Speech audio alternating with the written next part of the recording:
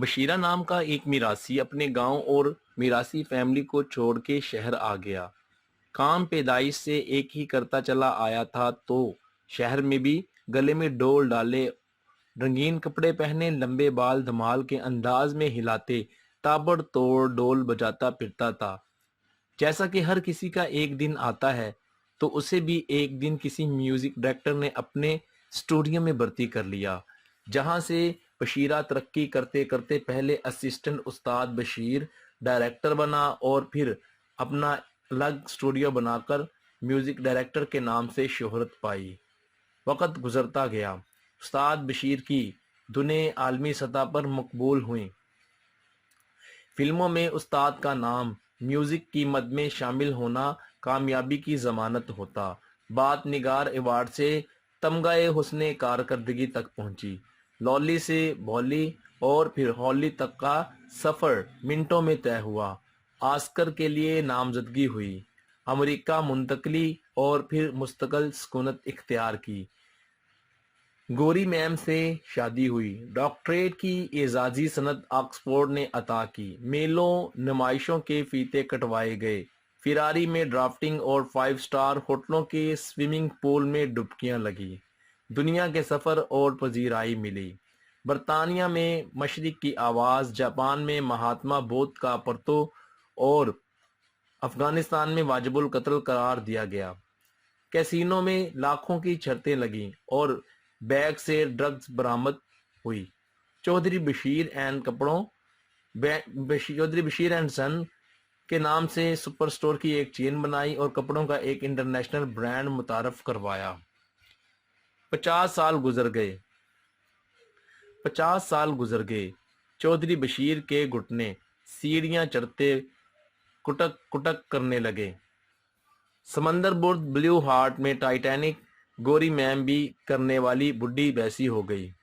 اب چودھری صاحب کو خدا یاد آیا، حج کیا، برف جیسی سفید داڑھی چھوڑی، 5 وقت نماز شروع کی، وطن واپس آئے، انسانیت کی خدمت کے لیے ٹرسٹ قائم کیا، واعظ و نصیحت کی، رمضان ٹرانسمیشن میں غریبوں کے گردوں کے آپریشن کرائے، اپنے گاؤں میں بقیہ زندگی گزارنے کا فیصلہ کیا، گاؤں میں حویلی تعمیر کی، کنواں کھدوایا، سکول بنوایا، اپنے ماں باپ کی قبر پر مقبرہ اور حجن بی بی اللہ بچائی اور استاد حاجی رشید خان مرحوم کا کتبہ آویزاں کیا، مسجد، 2 مدرسے کی تعمیر خاتون مرحومہ کی اور حویلی میں آخری ایام یاد الہی میں گزارنے لگے۔ تو صاحبو، گاؤں میں چودھری بشیر خان کی عزت و احترام اور رعب و دبدبے کا یہ عالم کہ جہاں سے وہ کلف لگے سوٹ اور اونچے شملے کی پگڑی میں ملبوس گزرتے، لوگ سلام چودھری صاحب کہہ کر جھکتے۔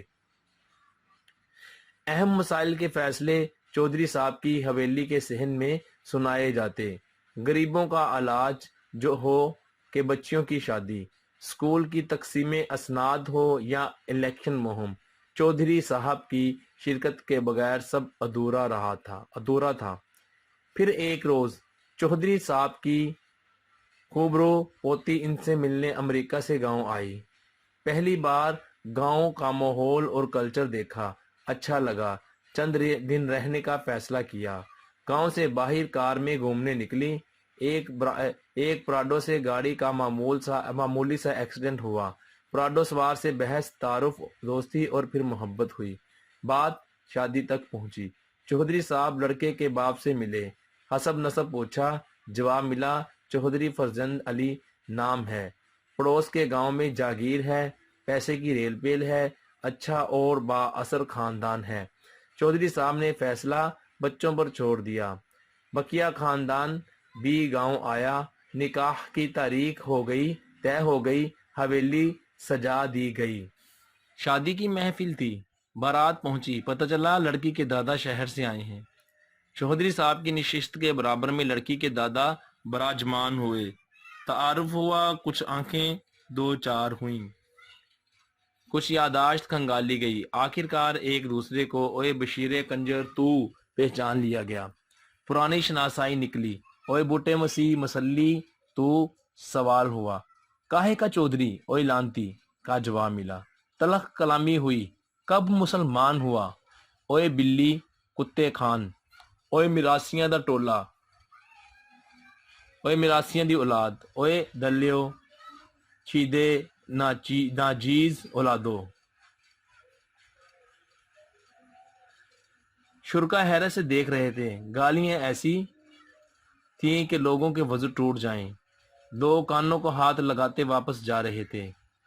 اونچے شملے تھے، کلف لگے سوٹ تھے، دولت تھی، عزت تھی، سوشل ورک تھا، اعزازی ڈگری تھی، پر زبان بازاری تھی۔